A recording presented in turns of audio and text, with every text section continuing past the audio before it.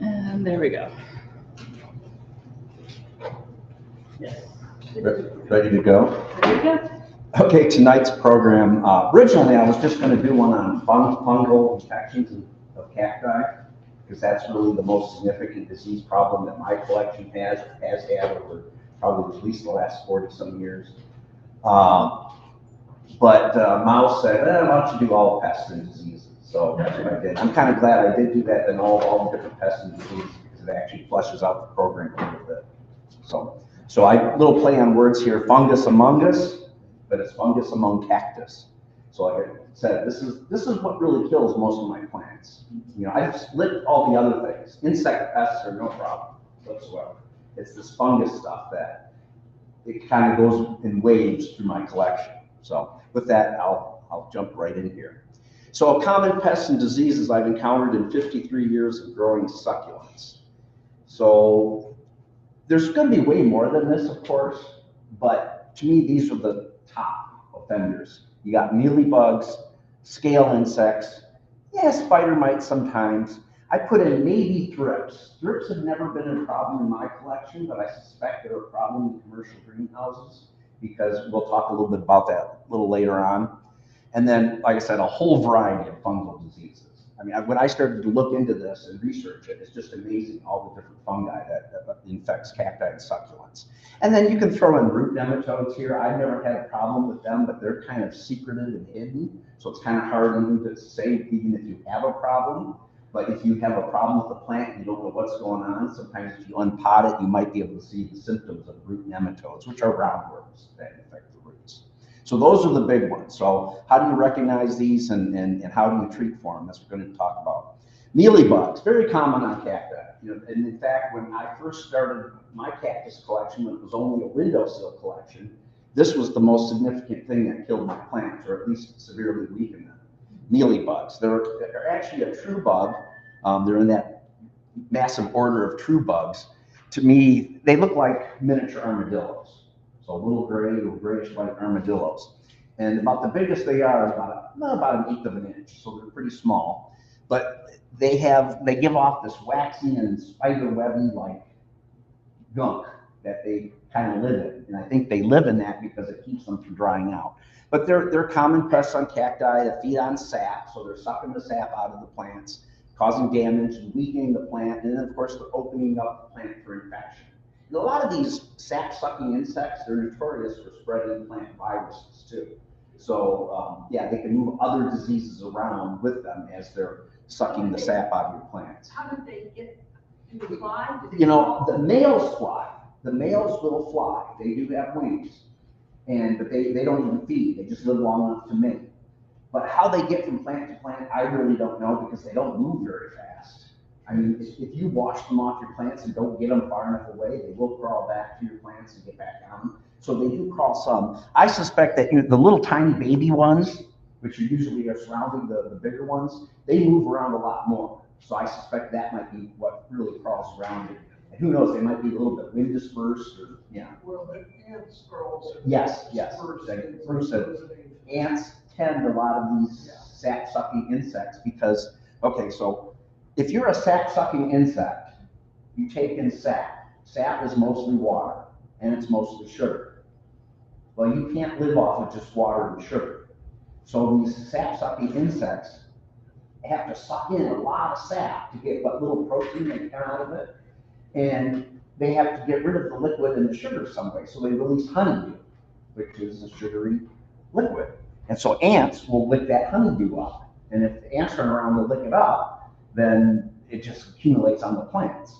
But the ants will then tend a lot of these sap-sucking insects and will move them around from plant to plant. They actually farm them. Just recently, I read what's interesting is mealybugs actually have endosymbiotic bacteria that are able to take sugars and convert them into amino acids and proteins. So they have an additional, boy, how did that happen? It's a touch screen. So how do I get it back? There we go. I guessed. So anyway, so mealybugs. And when I was just growing like Rebudias on a windowsill, and you'd hold them over the winter time on a windowsill behind a double insulated glass, and they're really not getting that much light, so the Rebudias are kind of like struggling, not really getting enough light all through the winter. The temperatures probably aren't quite cold enough for them to really be in dormancy. And I'd get mealybugs, and you couldn't see them because they're down in the crevices, because Rebudias form clumps. And so the mealybugs get so bad, you don't even know they're there until you really look at the plant close. So you really have to look in the crevices to find these guys sometimes. They also love euphorbias and asclepias. Yeah, which is kind of unusual. I've never had problems with them on those. It's mostly cacti. And of course, they'll hit succulents too. And you got to look down in the leaf axils. Wherever there's nice, juicy sap flowing, they're going to be there. And of course, on cacti, they're going to be around the areoles sometimes. Oh, that's interesting. And you can see the smaller ones here. Of course, some of the treatments that you do, it's a lot harder to treat mealybugs on cacti because it's hard to get at them because of all the spines and bristles and fur on the areoles. You spray? We'll talk about that in a minute. Then there's root mealybugs. Now, when I looked up mealybugs too, there is just shy of 300 genera of just mealybugs, not species. It's like 285 genera of mealybugs. I'm So, assuming some of those are monotypic, but yeah, it could be, or they're not valid either. So this is the other thing. Mealybugs can be in the soil also, feeding on the roots.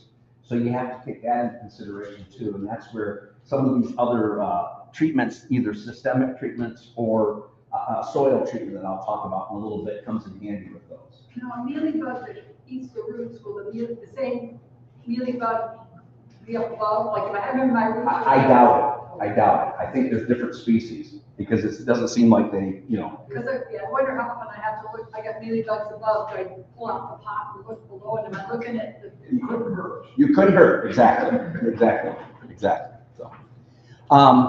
So we'll talk about treating all these things in a minute. Now we'll move on to scale. I have not had a huge problem with scale in my plant growing days. I've had it intermittently a little bit, but scale is another sap-sucking insect. They're very flat and disc shaped. And just like mealybugs, they don't move much when they're attached and feeding. And they have little babies that then move around more. And if you notice here, I think that looks like a ficus leaf maybe. You notice where the scales are all lined up on, right on that mid vein where a lot of sap is flowing. So they'll concentrate themselves where there's a good place for them to feed. In a second yeah. But anyways, these are kind of hard to treat because they're protected. They have that dome. They have a very hard dome that protects them. So a lot of times sprays they'll be impervious to because it just doesn't get into them. Literally doesn't touch them. Yeah. And so with cactus, of course, the scale can get really bad at times. Here's a prickly pear just absolutely covered with scale. This is a little sideline. So are you guys familiar with Luther Burbank? A famous botanist, horticulturist from the turn of the century, in the early 1900s. So he developed, I don't know, like 30 some or 50 different types of spineless prickly pears. Because his idea was that if we produce prickly pears that were spineless, then these can be used as cattle feed in desert areas. So his big push was to make spineless prickly pears. Several of the prickly pears that he made spineless, it was actually because they were infected with scale. So if you know anything about prickly pears, when the pads are young, they have little green shoots where the spines eventually will be. Well, with certain types of scale, they will attack that fresh little shoot, that green little finger, and kill it because they're feeding on it. Well, then the spine doesn't develop. So some of his spineless prickly pears were actually spineless because they had scale infections. And then we can move on to spider mites. Now, I've had intermittent problems with spider mites. Actually, I have more spider mites on my Brugmansia trees, usually in the springtime, than I do on the cacti. But you can see they will infect succulents. And of course, the spider mites, they are extremely tiny. I mean, they are just barely visible to see with the naked eye. And they come in different colors. And of course, they'll have 6 legs when they're juveniles, and then when they're an adult, they have 8 legs. But there's red ones, then there's yellow ones, green ones, and white ones. So they come in all different colors. Of course, the yellow, green, and white ones are a lot harder to see than the red ones. And they spin these little spidery, silken-like nets over your plants a lot of times when they infect them. Certain cacti seem to be prone to them. The peanut cactus, Canis cereus, and labivias. And these are signs that you know you've had a spider mite problem. You can see the little brown flecking along the areoles. And especially at the very crest, when you see that specific brown area right at the crown. And here's a labivia, and you've got all this death or dying right at the crown. A lot of times that's a sign that you've got a spider mite problem. So, and then of course here we've got an aloe of some sort that's rotting in the center, and that's because spider mites, have fed on it and then caused it to get rot because they're opening the plant up to infection. I've only had troubles with spider mites when I had my what was unheated greenhouse, but in the summer it got pretty hot. Spider mites love heat. They like dry too. Hot and dry. Yep. So those are the main ones. Now I mentioned thrips earlier. I don't have any pictures of thrips here, but the thrips are little tiny flying insects. And again, they're kind of like the spider mites. They come in different colors. They can be black, yellow, green. They're tiny little buggers that fly, and they usually feed mostly on flowers, real tender parts of the plant. Now, like I said, I've never had a problem with them on cacti, but I suspect some greenhouses do. There's some nodding here that, that had thrip problems. So, but anyway, I didn't throw pictures of those in here. White flies, or is that another? Well, white flies are more of a problem from the soil, I think. More of a problem with soil, so I didn't cover those. Anyways, we can talk about treatments of all these different pests that I just covered now. So you got chemical insecticides that you can use, and I've used a number of these intermittently, variously over the years. And then there's other treatments that you can use. Let's jump down to other treatments, because this might be of more interest to most people, because most people don't want to spray all these nasty chemicals in their house or in their greenhouse if they can avoid it. So some other treatments that you can use like masking tape or a lint roller to actually remove, like here in this case, if you take a strip of masking tape, you can flatten it on the leaf and peel it off. All the scale will come right off.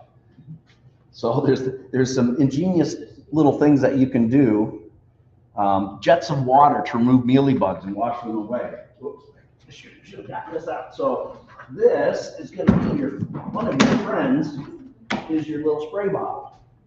And you set this at a full spray, a stream, and you can just literally blast the mealybugs off. And if you blast them off, try to get them away from the plant, some distance, and then maybe squish them. One way you can do this one better is to do the same thing but with safer soap. Because not only now are you blasting the mealybugs off, but you're also kind of killing them with safer soap. So I think that's kind of like an ideal thing. And safer soap is one of the the safest things to use in your house. If you're outside, or if you can move your plants outside, of course you can spray them with the hose. Put your thumb over the end of the hose and get a nice strong jet and just blast them away with that. A lot of books and say you dab them with isopropyl alcohol with Q-tips. Yeah, that works if you have just a couple plants and you can get the Q-tip in there and wherever the mealybugs are. But if you're growing cactus and succulents more often than not, there's no way you can get in there and get the mealybugs. So to me, that's not the greatest thing. They just laughed at you?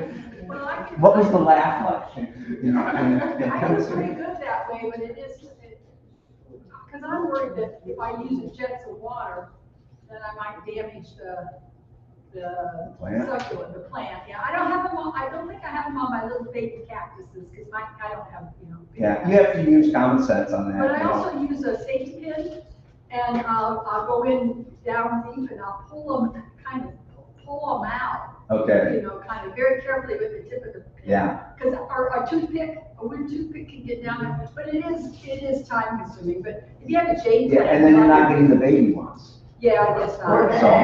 Right, right, exactly. Baby ones are the eggs. And then you just know the repeat thing. And then diatomaceous earth, this is for those soil mealybugs. So a lot of the things that I learned about treating insect pests come when my wife and I used to grow African violets 40 years ago. We were African violet people in addition to cactus succulents. And so a lot of these things you learned with African violets seem to get everything. You know. Anyways, diatomaceous earth, which you can buy at a horticultural supply store. I actually use old aquarium diatomaceous earth here. But this is the silica exoskeletons of algae that has died and is fossilized. And it's the silica skeletons are kind of sharp and bristly.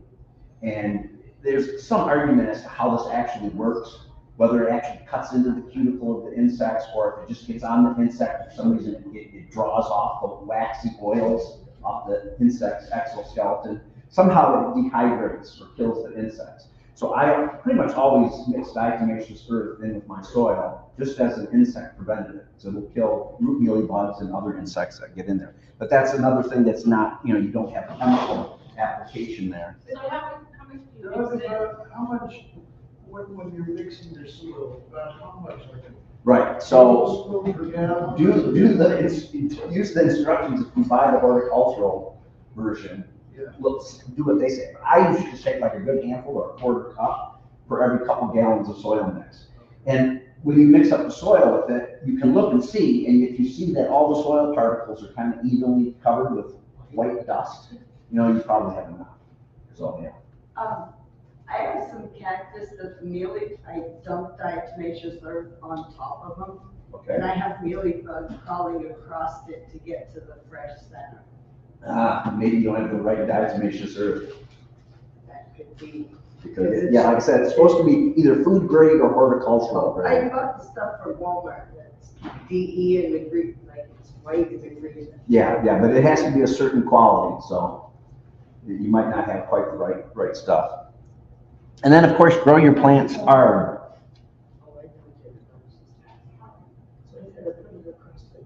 Grow your plants hard or under vigorous conditions.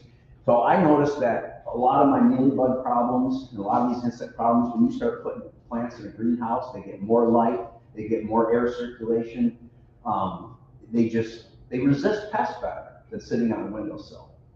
And I don't know if that has to do with air circulation, more light. I think it does, more light. I mean, I always tell people, growing succulents behind double pane windows that are insulated for, a typical house. I mean, almost all the useful light that plant needs is getting removed by those double panes. So your plants are kind of sitting there. It looks like they're getting lots of light, but in reality, they're really not. And that's why I think the rebuvias that I had when I first started with cactus would get the mealybugs so bad is because they sat most of the year or half of the year inside behind double pane windows. So. Yeah, those are high elevation plants in general, so they really are used to even higher. Right. Is Safer Soap a brand of soap, or is it? Well, it is a brand, but I think you can get other brands that involve the same thing. So those are the other treatments. Let's go back to the chemical ones. Since like I said, I've used a lot of these, and I'm not dead yet, but I've definitely had a very smelly house at times. I've definitely had very smelly greenhouses. But anyways, you got malathion, which is a very old insecticide. It's been used for a long time, and it does work very well. It is so smelly, it's best to use it outside. How do you use it? Well, you mix it up into a spray bottle, I have a 2.5 gallon sprayer that I use when I'm using a lot of it. And but yeah, it's best to use that outside. If it's inside, it's just going to smell way too much. You've got a whole host of pyrethrins. These are natural insecticides from chrysanthemums. And they not only have pyrethrin, we did that again, didn't I? Not only do they have pyrethrin, but there's also pyrethroids, which are synthetic pyrethrins. But because these are natural, so a lot of people like to use them because they're a natural insecticide, and they do break down very quickly. If they're exposed to light, air, humidity, they go away very quickly. So you can spray them on there, and within a week, the residue it's like gone. But you can find, I don't have any examples of that here. Well, some of them might be a mixture of pyrethrin and some other ones. Diazinon, I used to use that. Another very smelly one, also best to use outside. And I actually think it's been phased out for residential use. I think it's actually illegal. It's been banned for residential use, but it's still used commercially. Not to say that you won't find some in somebody's insecticide collection like what I have here. So speaking of that, so when Stu Wheeler passed away and I was helping trying to unload stuff from his house, I ended up taking a lot of the insecticides that were there because, of course, his caretaker, who was living in the house at the time, didn't know how to get rid of them and didn't want, so I said, well, I'll take, anything I saw that I might eventually use, I pulled out of his house and kept, so. Do some of these chemicals lose potency after time? Yes, and some may actually increase in potency too, so, yeah, that's. Just gotta do the research. Yeah, right. And then, of course, safer soap, which, like Mouse mentioned, let's see here, where my safer soap go? There it is. And this is one of the safest things to use, that's really not very toxic for us. And again, though, it is a contact insecticide where it has to come into contact with the insects. So if you're dealing with a cactus or something that's very spiny, it would be very hard to penetrate that spray into all the nooks and crannies. Same thing with some of the really bushy succulents. So neem oil or horticultural oil spray. This is something I can't talk about from my experience. I've never used it. I'm a little bit leery because neem oil, you're covering the plant in a coating of oil. So I'm a little bit leery about succulents and cacti, but I do, again, thanks to Stu Wheeler's big collection, I do have some oil there. Yeah. Oh, it smells like what? Food. Yeah, neem oil does have a smell. There are some plants that neem oil will kill. That's And a lot why. of cactus. Yeah. And, yeah. Because they're required to go last years. Hoyas, they don't like them. Okay, It's yeah. something about the oil. And that's, Removes the waxy coating. Right. That they need as a protection. Right. So once that's gone, then it's just. right. Yeah. Right. Now you can't, I use neem oil on some of my stuff, but I mix it with, I water it down so it's very thin. Uh-huh. And I also add like isopropyl or something else to it. And that seems to mitigate some of the issues. Okay. But, Yeah, I'm always leery about alcohol too, isopropyl alcohol, removing the cuticle of plants also. I don't have a lot of things with a lot of cuticle. But I do know that if I have too much neem oil in it, I have to go back through and wipe my leaves, like on my big epiphyllums. I will use it on epiphyllums because they don't have a lot of cuticle to them, but I still have to clean it off. Okay, all right, good. And I would say too, for the isopropyl alcohol, I'll use that, especially honestly on muleys, that's one of my favorites. Yep. Because as soon as you spray them and they turn from white to like a clear or a dull color, they're done, they're dead. And I just immediately then rinse all of that back off. Uh-huh, okay. So I don't leave the Alcohol alcohol sitting on on your hand for long. Yeah, and you Because can it could also burn use it it. eventually too if it was outside, but Yeah. Yeah. And sometimes they say do the alcohol spray at night when your lights are off, because that way the lights and the sun won't burn it. Mhm. So when you Yeah. gotta try to remember to do your. Yeah, there's a lot of insecticides that you don't want to expose the plants to bright light Yeah, it everywhere. doesn't fry. Yeah. They will You get can also burnt. use isopropyl in, I think Melinda, she takes a black plastic bag, Oh, puts a bowl of isopropyl Uh-huh. in it, just sticks like a the bunch of vapors. plants, sticks a bunch of plants inside the bag, seals it up, and lets the vapors do it. Mhm. She's had a lot of good success with that. I haven't tried that, but I'm not adverse if I get a big infestation of putting giant pans in the sun area and at nighttime and doing it. But yeah, you can also get neem meal, the meal from the neem seed, and mix it in with your soil to help fungus, because neem is more of a fungicidal thing than Okay. an insectal. Yep. You can put that in your soil, but again, you gotta watch which plants you use it. Mm-hmm, mm-hmm. So these last two that I have up here, imidacloprid, which is, it used to be just basically Bayer. But now since the patent ran out, I think on Bayer, you can get imidacloprid and all kinds of other brands like Furulone, and here's another Bayer. This stuff is the stronger stuff for soil drenching. This is spray on. I actually use the stronger stuff and dilute it down to a dilution where it's equivalent to this. If you can do a serial dilution, you know something about chemistry and dilutions, you can do that. But one moment, I need to check something here. okay. Somebody's having trouble getting in.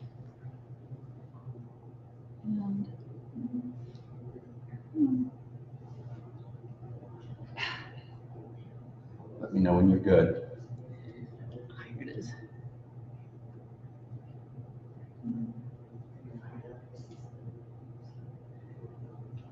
Hi, Carol.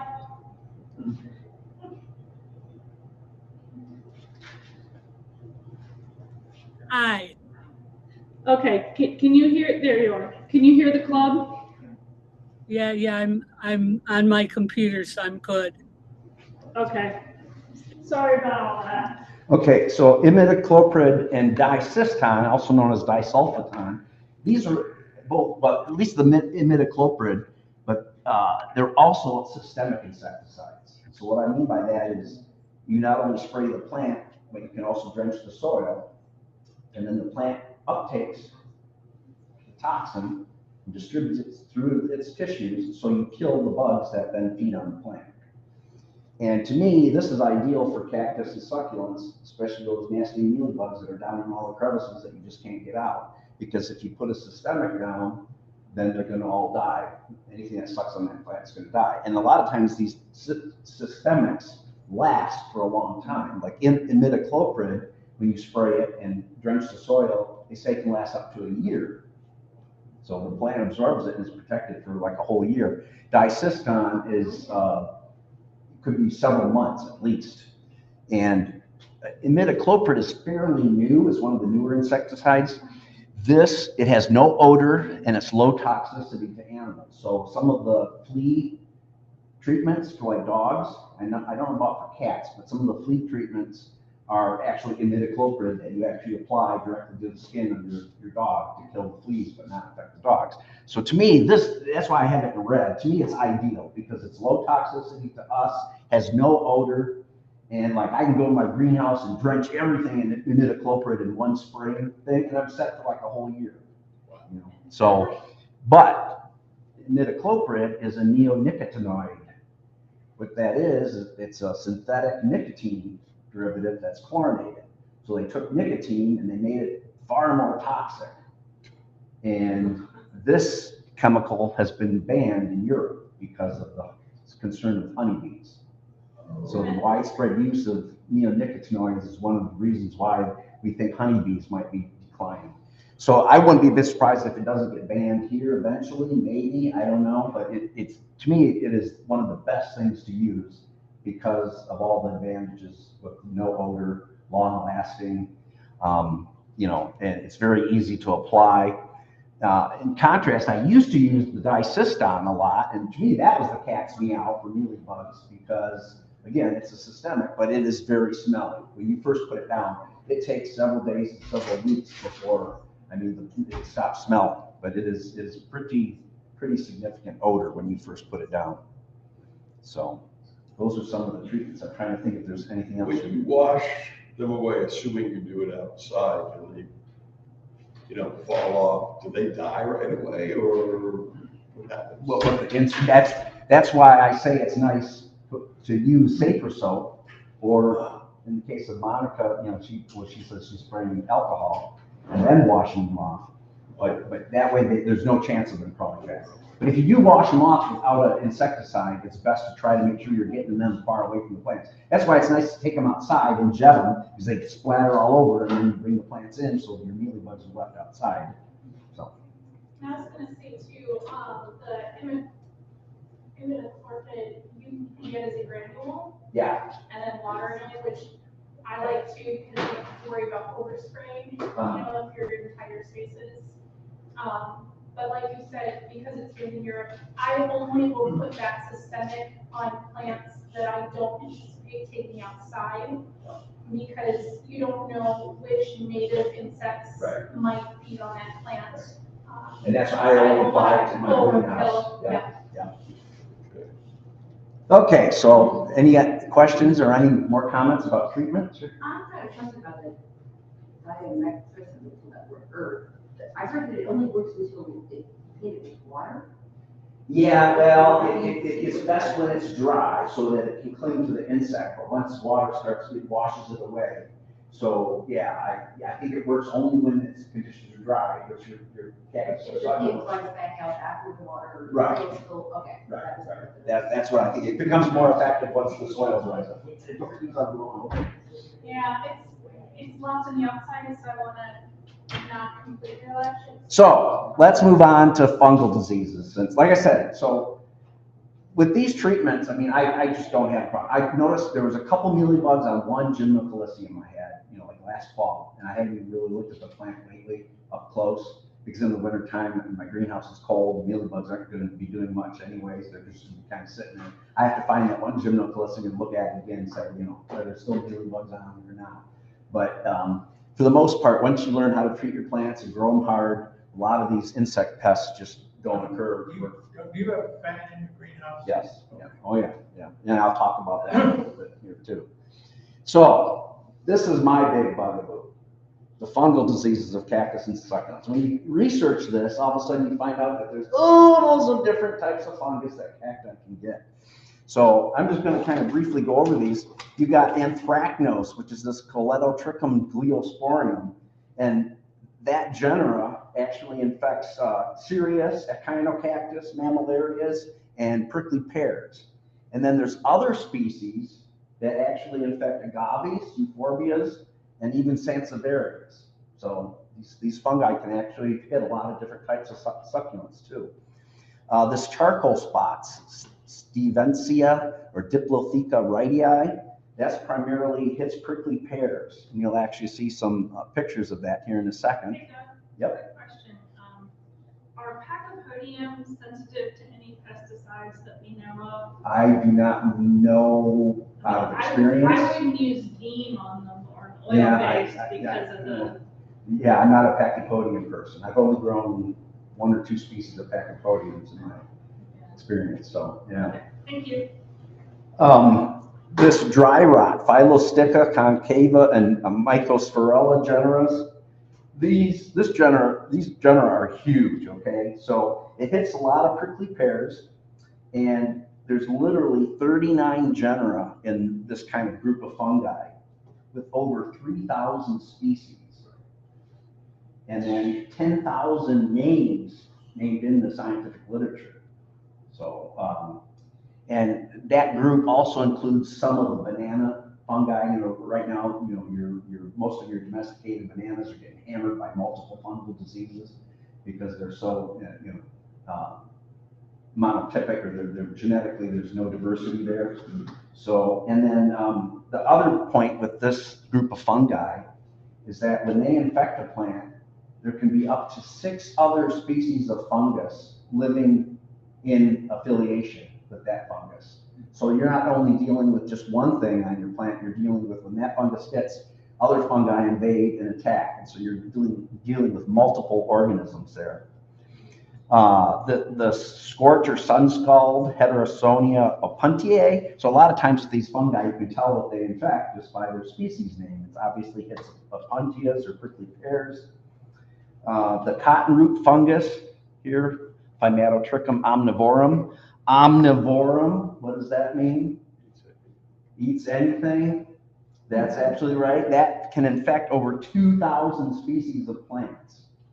Okay. So, and then there's this soft rot here. That's actually not a fungus. It's a bacteria that will attack. But Carotivora, what do you think that eats? Carrots. Yeah. So, and then, well, let's see here. I got a couple other notes here. So, Bipolaris, where was that? Oh yeah, down here. Oh, Hemanthosporum, Bipolaris cactivorum. Oh yeah, Hemanthosporum cactivorum right here. That is a major problem with the dragon fruit industry.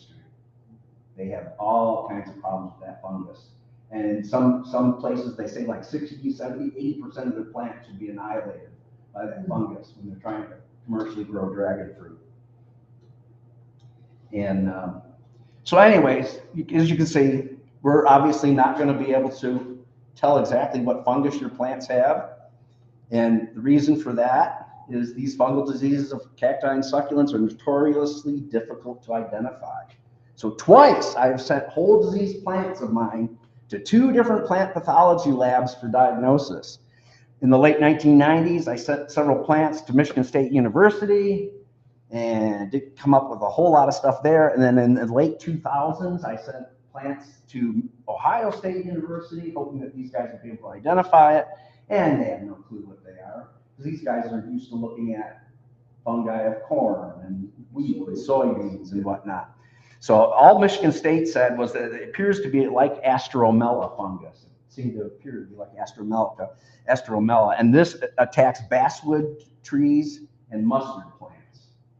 Okay, at least some of the Astromellas. So, and then I even talked to groovy plants. Yeah, and Bill Hendricks about this. And Jared said, oh, he was thinking about sending some infected plants in to try to get them diagnosed, and he had a better lab to send them to. I don't think he ever did it, but I was trying to coax him into doing it. And like I said, even if you do it, get it identified, I mean, what good is it? Well, here, this is why I want it identified. Why was it important for me to identify the fungus? Identification may be important for management purposes. Treatments may be different for different types of fungi. Fungi and plants often live unusual life cycles. Some alternate host plants depending on whether they are in an asexual stage or a sexual stage. In fact, one of the reasons why you have so many names of all these different fungi is because these fungi often, it might be one species, but it lives on 2 or 3 or 4 different plants, depending on what stage in its life cycle it's in. So it gets named one name in this plant and another name in this plant, and it's not until they do genetic gene testing that they realize, oh, that's actually the same fungus, it's just manifesting in a different plant. So I want to know, do the fungi that attack my cactus, is that strictly on cactus? If it's strictly on cactus, then I feel like I can control it. Quarantining every plant that comes in, keep it quarantined, make sure it's healthy. If I have sick plants, I can just throw them away, kill them, clean them out of my collection, and I'd be good, right? But if it's a fungus that's coming from some other plant in the environment, then that's not a valid management procedure. And a good example of this is just because it's present on the hatchery where I live, the apple cedar rust fungus, this Gymnosporangium juniperi virginiae, switches between infecting red cedar trees and apple trees. So it spends one part of its life cycle on the cedars, and then it goes and infects apples and infects the apple trees. So anytime you talk to an apple farmer, they hate cedar trees with a passion. They want to have every cedar tree cleared 10 miles around their orchard. It's probably illegal to even grow cedar trees in Washington State. Oh, is it really? Really? Yeah. Oh, it should be. It could be. So do you get that? So what I notice is, oh, I've got a big maple tree that's within 60 feet of my greenhouse, and every fall it has these big black fungus spots all over its leaves, you know, and it's called maple black spot disease, or maple black leaf spot disease or something. I'm wondering, could that be what's infecting my cactus? You know, I don't know, but you know, I guess I could cut the maple tree down, but it's really not my tree to cut down. So, but so these are the questions that you kind of try to answer and go through. So what kind of symptoms are you looking at when your cactus is got a fungus? Small discolored spots that are yellowish, brown, or black that eventually grow. They usually get bigger. As the spots grow, the cactus attempts to wall off the infection by turning this area corky or calloused. The fungi spots are often characterized by pycnidia. These are small spots that are barely seen by the naked eye. These smaller spots are pores where the fungi releases its spores into the environment. They're like little flasks where the spores develop inside, and then they get expelled out this little pore at the top. And those pores can be in various spots depending on where what type of fungus you have. Sometimes they're in the center of the fungus lesion, sometimes they're around the periphery, sometimes they're both. And this is how you can tell a fungus from the cactus simply becoming corky due to age or poor growth conditions. So I even got into an argument with, I don't know if it was one of our members or somebody from the public at one of our sales about cactus fungus, and they like brought up a plant to me and said, "This is all fungus, isn't it?" And I'm like, "No, that's just corkiness." You know, they go, "Well, how do you tell?" And you start telling them this, and they don't believe you. But yeah, cactus can get corky at the base due to growth conditions and just age. But usually that corkiness is very even, colored, kind of thick, whereas the fungi are going to be little spots that are growing. I mean, eventually the fungus will expand and cover the whole plant, but it's in a different spot, and you can see these pycnidia in the lesions usually. So those spots that you actually see on the cactus, to me, that's like the mushroom is to the mycelium. You know, it is just the fruiting structure. The fungus has probably actually got mycelium spread through your plant. So I've even attempted to remove the fungus, the spots, with a knife. You can take a pocket knife and pop off the little corky areas. And yeah, that it might slow up the death of the plant, but it's still, you just can't get rid of it that way.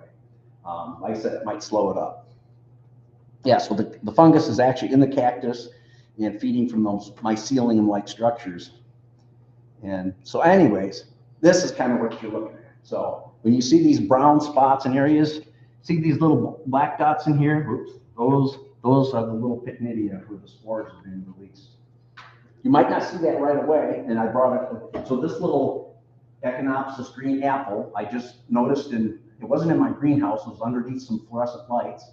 And about a couple of weeks, or was it my greenhouse? Maybe it was in the greenhouse, and I said, "Oh darn, it's got the fungus." No, it was underneath the lights, so I had to pull it and quarantine it. So anytime I get a plant that starts to get sick, I put it in the sick ward, you know, try to get it away from the other plants. Did they ever get healthy? No, no. There's no systemic. I have not. I've tried some fungicides, but I haven't tried them aggressively enough. You know, when you read most of the literature, most of the fungicides, they say it's a losing battle. Especially with fungus like this that are truly, kind of internal. So again, with succulents, there's a lot of tissue. Right. So here's Phylosticta concava, at least according to the literature. Again, round circles. You can see the little circles of pycnidia. You call that the black Yes, that's you call it that, or I call it that. I call it that too. This is, and so here's some of my own plants. So here's some, I don't know if they're Hemifusa or whatever, winter hardy prickly pears. And this is what happens. They get that fungus, and it just starts to spread, and it usually kills the plant eventually. You can cut off the pads and try to throw them away, but usually the other pads will eventually get it anyways. It's that systemic, you cut off the pad. That's what I sometimes wonder. You look in the middle, it starts to rot from the middle. Oh, okay, Yeah. okay. Well, that might be, it might depend on the fungus, but yeah. And this frustrates me because to me, I was doing what should be done. Here, I have them in elevated pots. I've got them out away from the grass where the humidity is higher, up where the wind blows, where they get more air circulation, and you still get fungus. That's what frustrates the snot out of me, is that even when you do things that try to minimize this, it's still,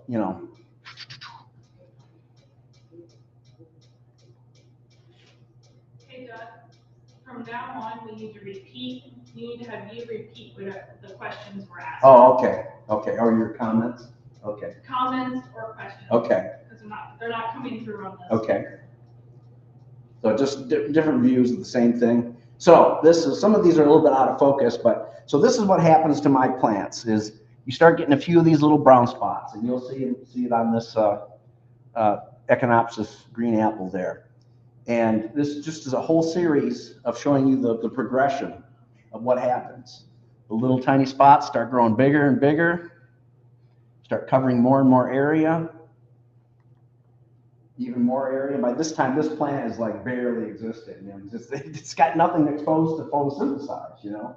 And eventually, they're to the point where they're like this. These plants, I normally would have thrown them out, but I kept them around just to photograph for you guys for this program. I actually let about like 9 or 10 plants just out for the wintertime just to freeze because they were infected, and I had already separated them from the greenhouse. And then eventually, I mean, this plant's barely got any green tissue left, and then they're dead, completely covered with the fungus. Well, your tab says yellow, so that's exactly what it is. Yeah. Yeah, that was a yellow cactUS hybrid, you know. Yep. Yep. So that's so what do you do about this? Okay. Cry.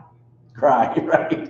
And that's what frustrates me. So I grow all kinds of different cactus. My true love is South American cactus. You know, echinopsis, labivias, trichocereus, you know, all those. And unfortunately, the echinopsis and labivias, they're the ones that are most prone to this fungus. So the ones that I really want. So I've tried different things in my greenhouse. I've tried to like decrease. So I only water in my greenhouse 5 gallons at a time. Now that's not enough to water the whole greenhouse, but I'm trying to keep the humidity low. But then I noticed that when I only water 5 gallons at a time, that I'm really not giving my plants enough water for them to flower well. So the plants that I really want to flower, if I give them enough water for them to flower well, it's going to make the humidity high in the greenhouse. I'm going to get fungus, you know, worse or more. So. Can you show us that progression again? Sure. Of the stuff, and tell us how that would look different from corking? Oh, okay. Well, one thing, it's up higher on the plant. Okay, corking is usually right around the base, like right here. Now, you know, of course, when it starts to spread more all over, it does kind of merge with what corking would be. You know, but again, it's higher on the plant and scattered. And eventually it does move down where corking would be. I should have taken a picture of corking for you to show you the difference too. And does this also kind of sometimes look like sun damage? Yeah, it can mimic sun damage too, sure. Okay, because Sure. I'm looking at this going, we had a bunch of plants a long time ago. I think it was from Vera's collection. Okay. And a lot of them looked like this. Yeah, sun damage, chemical damage, like from spraying, that can all mimic a fungus. Again, I'm looking for that the pycnidia. You know, when you look at the lesions, you see those little black spots, then that's a cincher that it's fungus too. So, Okay. and like I said, corkiness usually is around the base. Now, sun damage could be anywhere, especially a lot of times sun damage is right at the apex of the plant where the tender growing new tissue. So. Okay, so we have a question online. What about preventative, especially in the Midwest where we get rain and humidity? Well, that's what I'm going to talk about next. Okay. They live in southeast Michigan.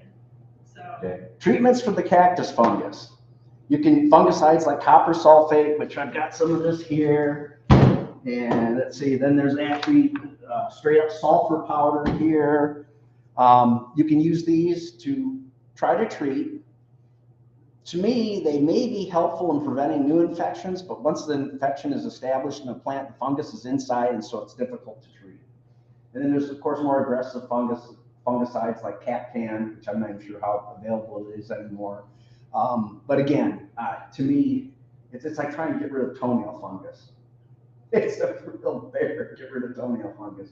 The fungus in the cactus is the same thing. It just doesn't want to go away.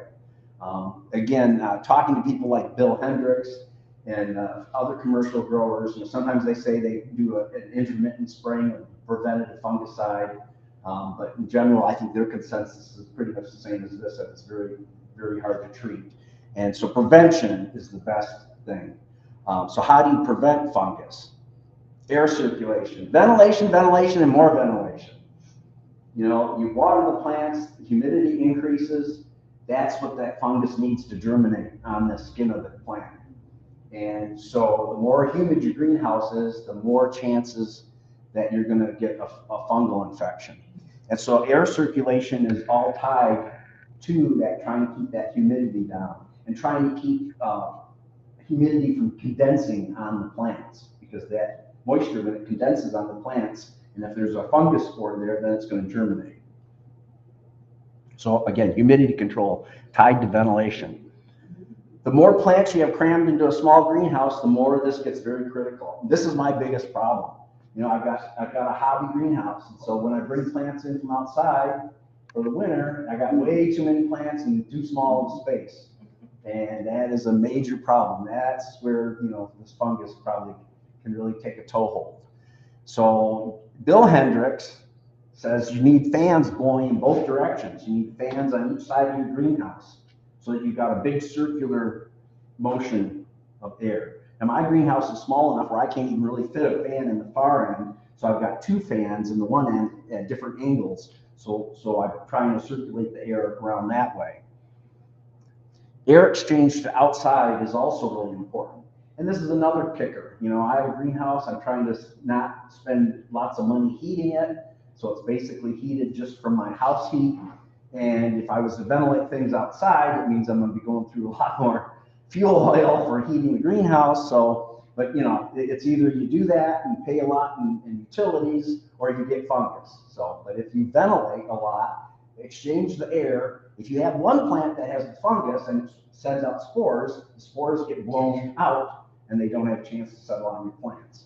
Is there a better start date or to start your preventative stuff, or is it just a better start date? Yeah, no, I think it's an ongoing. It's an ongoing. Yeah. Is there a better start? The question is there a better start date to spray the plants? Like if they come out, like if they're in dormancy now, do you treat them or start it before dormancy or after dormancy? Yeah, is there a temperature difference? I think you have to be aggressive at preventing year round. But I will give you another hint here. Large volume of air over your plants, dry the quick evaporation. So I've already covered that. So I had some like 30-year-old big cactUS hybrids that were about this big around, about 2 feet tall, that I had grown ever since I was in junior high school. Okay, some of my favorite plants. I put them outside in the summertime. I put them right at the edge of a garden where there was going to be annuals and some perennials growing behind them. They were fine. They had no fungus on them. During the course of the spring and summer, all these annuals grew up behind them. Still, the cactus was out of the garden in the sun, but the annuals eventually grew right next to it here. By the time the fall came, and I cut the annuals down, I was getting ready to bring the plants in, guess what? The whole backside of the cactUS was all covered in fungus patches.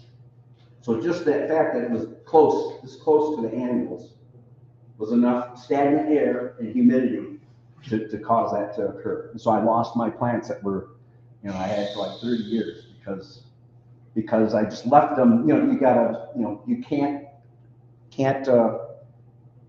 ignore that ventilation and that air circulation. Well, I've also noticed, I thought I said it in here, but plants in the corners of the greenhouse. You know, you've got a bench like this. The greenhouse, this is the corner.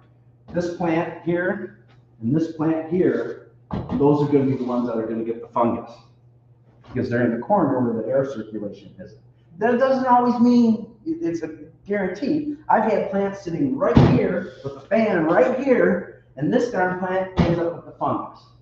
But the chances of that are much less. But yeah, these corner ones, they're the ones that are going to get hammered. So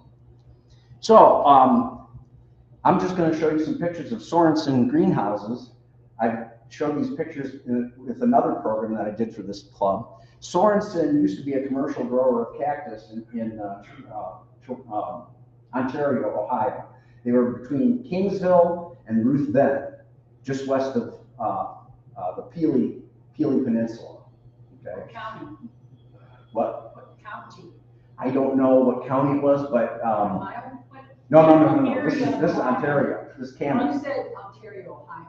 Did I say Ontario? Did I? Oh, okay. That's when you start understanding. I'm sorry. You got it. That's okay. Ontario, Canada. Okay, so the Michigan Cactus Club used to go here every year to visit them because we would get a deal on a bunch of plants. They'd open up the houses for us to get plants at wholesale price. ever since 9/11 happened, then the club hadn't been able to do that because they cracked down on the border and bringing plants over on the border. So, but they're no longer in business in Ontario. They moved to California because it's a lot easier to grow cactus and succulents in California. Actually, to grow all succulents now because there's no money in cactus because the succulent craze, having succulents at weddings, is so big that they make way more money growing succulents than they do cactus. But so when I visited here, I was like, you guys are crazy. Why are you heating these huge greenhouses just to grow cactus? So to give you an idea, this is what it looks like inside. So, you've got these short cacti and you've got all this airspace, Well, part of it is maybe that's the only size of greenhouse you can get. Maybe that's the standard height. But you've got a large volume of air and a large volume of circulation. So even if one plant gets fungus, those spores go up here and they get way diluted out, okay? In contrast to a hobby greenhouse where your plant is here and tons of other plants are right there and you've only got this much airspace above them, you don't have the dilution factor. So to me, that is one of the reasons why, you can grow plants commercially and not have too much of a fungus problem. I won't say they don't have any, but yeah. So now, it just blew me away when we walk around these greenhouses to see how many plants they had. Notice these here, these big yellow sticky pads. That's probably trapping thrips. That's one of the ways you get rid of thrips. So I suspect they had a thrip problem. It's also a way of monitoring too. Yeah, right. To see if there is anything, right? Yeah. But yeah, you talk about cactus, and you just go crazy. It's like, oh my God. And you're there to buy, a tray full. You go, where do I start?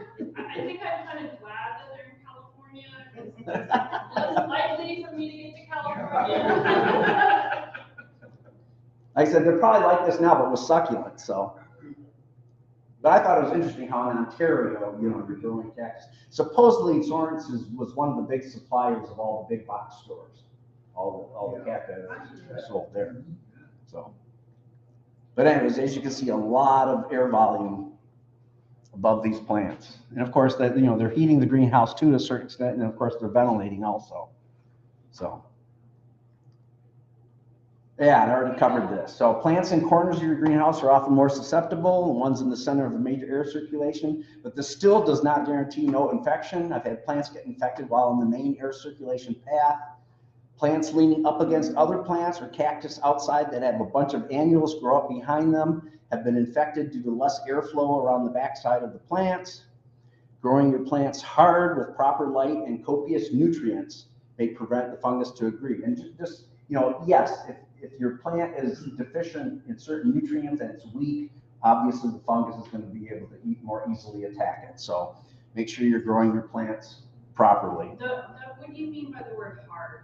Again, that's a lot of light, right temperatures, cold in the winter, if it's like a South American cactus, cold in the winter, warm in the summer. The right temperature, a lot of light, not on a windowsill, struggling to survive behind a double pane glass window, which obviously at room temperature, yeah, year round.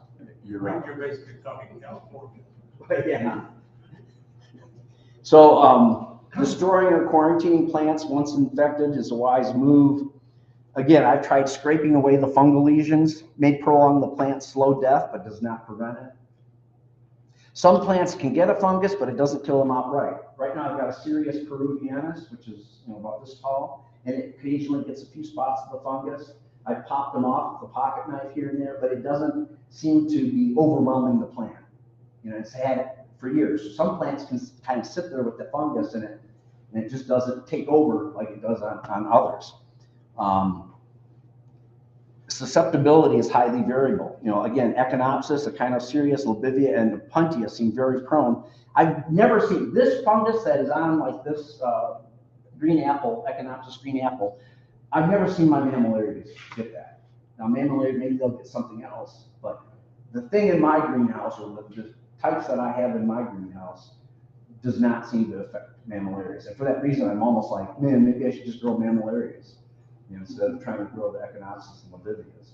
But then if I probably grew a bunch of mammalarias, I'll eventually find a disease that they get because I've got a bunch of mammalarias in tight quarters. So, but yeah, and then the astrophytums don't seem to get it. And I've got a Pachycereus pringlei that just seems to be oblivious to the fungus. Knock on wood. Well, that's not good wood.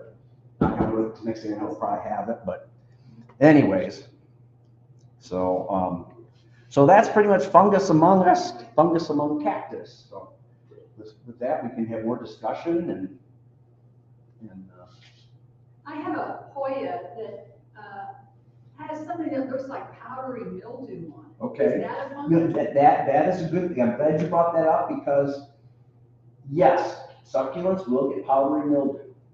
I would always get powdery mildew on cactUS when I was a kid and trying to grow succulents in my bedroom on a windowsill or on a tray right next to the windowsill.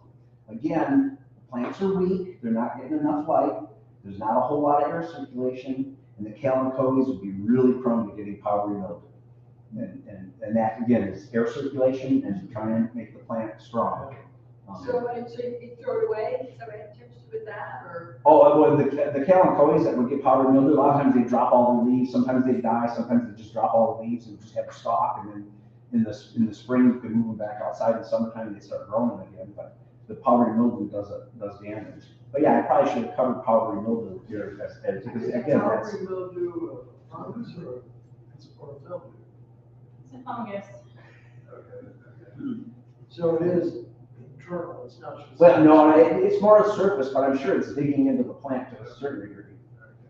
Yeah, it's when the rubber leaves and it's, yeah. It's mushy underneath or scarred. Yeah, it's kind of powdering around the edges, it's kind of brown, a little bit brown, yeah, and you think, oh, I can rub it off, but it's not rubbing off. Yeah. Not enough air circulation, plants are healthy enough. And that particular one was, I think, stressed this summer, I think it got too much sun, believe it, and I think, there's one in the rose bushes too. Yeah, I'm glad you brought up powdery mildew because yeah, certain succulents will get that if they're not. Speaking of Hoyas, I just recently became aware of flat mites. What kind of mites? Flat mites. So you'll see them on the Hoyas, they're on the underside of the leaf. We'll turn the leaf. Okay. Did you say black? Flat. Like flat. Like some people think the earth is flat. Flat mites. Flat. Yeah. Flat mites. I've never heard of that. Okay. Okay, then. Sounds like. Question. What? Sounds like skill to me. Well, I don't know. You'd have to see them. Yeah. Yeah. I've never heard of flat mites. But. It's something new that I've seen a few other people online have. I think African violets get those flat mites too. Well, African violets get cyclamen mites. We've had, when I was growing African violets, cyclamen mites were a real problem. And they're hard to treat because the mite is like way down in the crown of the plant. It's just killing the crown of the plant. And so we had to use calthane, which is one of the most wicked insecticides I've ever dealt with. That stuff, man, you spray it, it's like, holy cow. Just breathing the fumes from it was enough to knock you over. Yeah. Flat mites, I've never. Yeah, they cause like, it almost looks like Her scars. name Yeah, is false spider mites. By the time you notice. What kind of spider mites? False. Oh, spider mites, okay. So I guess there's an illustration there that looked like a spider mite, but I guess they're a different genera. Yeah. Well, we're talking about how many genera and species. Yeah, right. Some of these insect pests, it's endless. Good comments. I'll have to keep my eyes peeled for false mites. Yeah, I don't know how to tell the difference. their damage looks like scars. Yeah. It looks like a scar. Oh, Almost Like pale? corky, sort Yeah, of. it almost looks like corky. Oh, And it'll always okay. be on the underside of the leaf. And by the time you said notice it, on a Hoya, right? Yeah, it can be on other plants too. Okay. But right now, the Hoya world's going crazy with their. AI seems to think it's And they're a particularly. copper treat, or sulfur treatment, aren't they? I'm not sure, I guess they're really hard to get rid of. because by the time you notice it, Yeah. they're severe infestation. Yeah, I think if I remember correctly, I've heard that they're a sulfur treatment. Well, also true. Unless I can like that. And so recently, so in the process of my daughter moving from Michigan back to Ohio, she said, Dad, take all my plants, take care of them for me. So she gave me several different monsteras. Is that how you say it? Monstera. You know, and she goes, and it's no sooner that my wife brought them down, and I'm unloading these plants from the back of the van, and they're just covered in California scale. And there's just honeydew everywhere. My daughter goes, I was wondering where all that sticky stuff was coming from. She's a veterinarian, and I'm like, oh my God.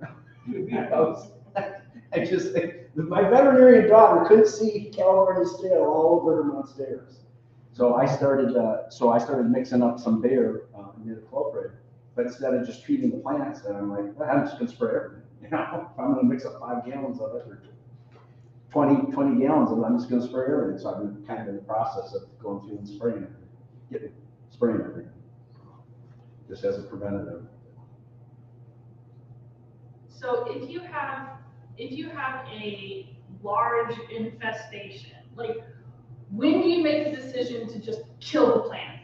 Like just toss it, and how do you dispose of it? Like Well, how do you get like do you put it in your compost pile? Well, when it comes to infected plants, especially for fungus, you don't want to put it in a compost pile. You know, I would say you bury it or burn it. You know, but yeah, put it in the trash, right? Commercial trash. Right. But I mean, if I had like a really bad infestation before I destroyed everything, like if it was like mealybugs crawling everywhere, hey man, systemics. Systemic insecticide is the way to go. You know, either the dicyston or imidacloprid. And you know, you can spray it everywhere and just give it time, and the plants will come bouncing back. But now the fungus, that's a different story. If it's fungus everywhere, I'd say destroy everything. Like I said, I've been very frustrated with the fungus I've been dealing with because my favorite plants that I like to grow the best are the ones that are really prone. So how do these plants survive out in the wild? Well, they're adapted to their environment. You know, you got to remember that a cactus growing in the wild is growing hard, and its humidity is probably very low. So it just doesn't get, I mean, you try to grow a plant in humidity of the Midwest, and even our low humidity days might be a high humidity day in the desert or in the, you know, grasslands, wherever these plants come from. So yeah. And then you've got direct sunlight, you know, beaming down on them, sterilizing stuff with ultraviolet rays. And moving sunlight. It's yeah, not just straight down from the top, yep. you know. Right, moving sunlight. And then plants do get sick in the wild too. I mean, you know. And again, a lot of these, well, a lot, not most, but a lot of them come from higher elevations where again, more ultraviolet light, which sterilizes more. Right, and it gives them a lot more strength. I mean, when you grow cactus, you know, in this climate, and you look at how they grow and what they look like compared to what they do in the wild, 2 different things. And one thing we can't do here, they grow at a higher elevation. There's no way we can lower the oxygen down here. Right. I mean, there's oxygen here to a certain level, but you go at 8,000 feet, you've got something up in there. You can't reduce it. You can do something with the sun, you can do something with the air, but you can't lower the oxygen. And we can't come up with the natural predators, the insects that are affecting. So it evaporates fast. Yeah. So, hey, this is where the plants come in. Yeah. Give up cactus and grow.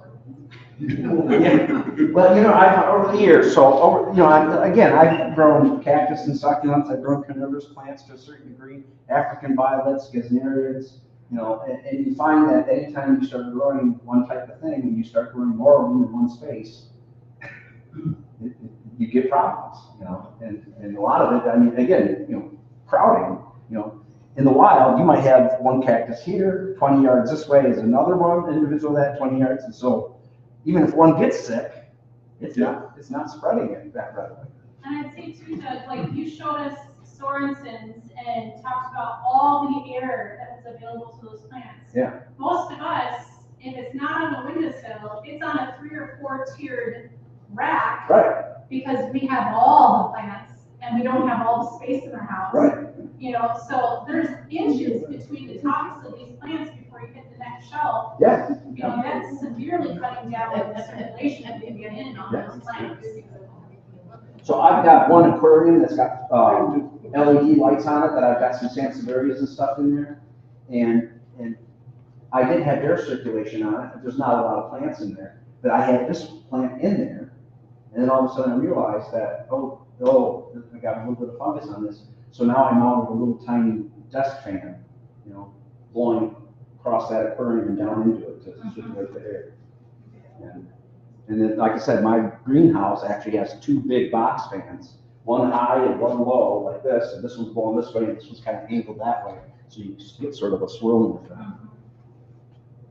But like Bill Hendricks said, you know, he said ideally it'd be I have a box fan here and then a box fan and another one on the other side, but I can't quite get over there unless I have a bunch of extension cords and stuff. But yeah, there's only, you know, at the most several feet of air above my plants. So yeah, it's a hard thing to do. The best way to do it would be to get rid of most of my plants and just stick with one tableful like that. No, get a bigger greenhouse. Yeah. I've already priced them out.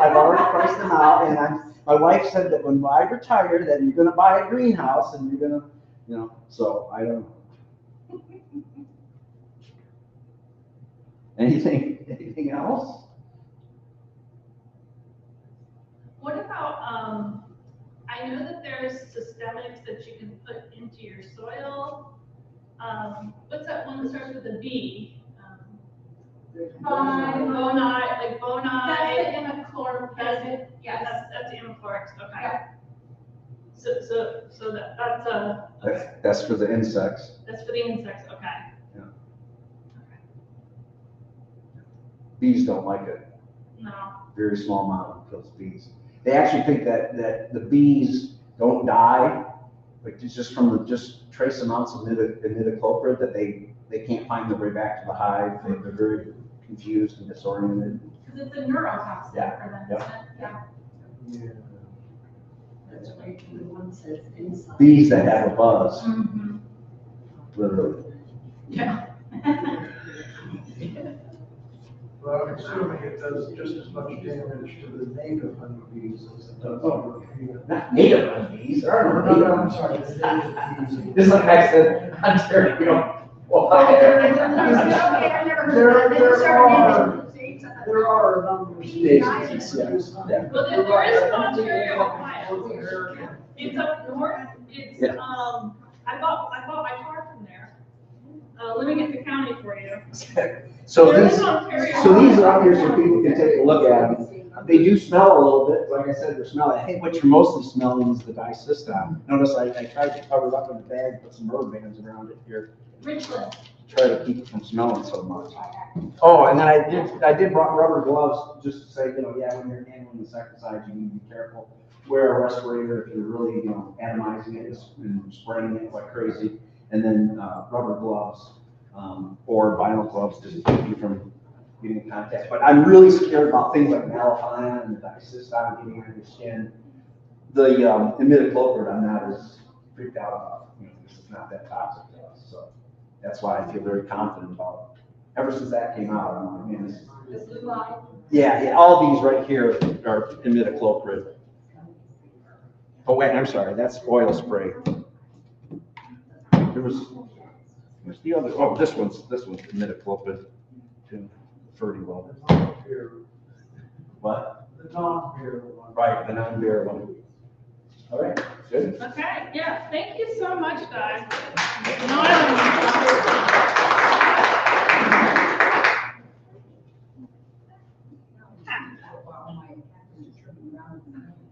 Let's see, this, and we're gonna stop sharing. There we go. And yeah, okay, well, I know it's an hour early, but unless you just want to socialize and stuff, we're pretty much done with the meeting. Those of you who came late, if you've got questions about the sale or the state of the club, just let me know. The main thing is I've been busy and haven't done anything. But it will happen. Yep. Yeah.